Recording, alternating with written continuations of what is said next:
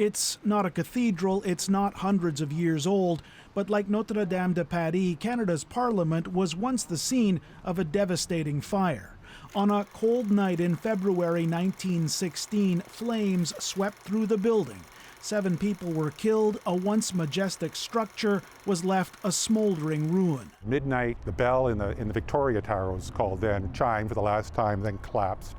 But nothing could be saved. With the First World War raging, some blamed German sabotage for the fire, though the cause was never determined. Rebuilding began almost immediately, and within 4 years, MPs were back at work in a new centre block. Its signature feature, the Peace Tower, officially christened a few years later.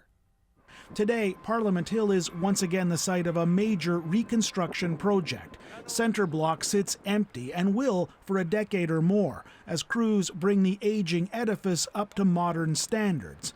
In any big job like this, there's always a risk of fire, and officials say they're not taking any chances. 24-hour fire patrols during any project. We have fire detection systems, alarm system, and we have all the measures in place to ensure that if there is any issues, they're managed extremely quickly.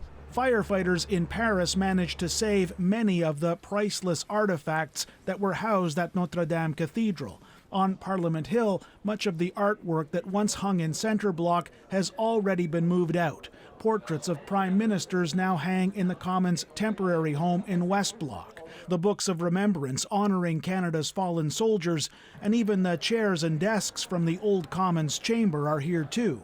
The goal is that when all this is moved back and the work on Centre Block is completed, the building will be safer than it's ever been. It's not just sprinkler systems, but it's also to make sure that you have appropriate fire separation.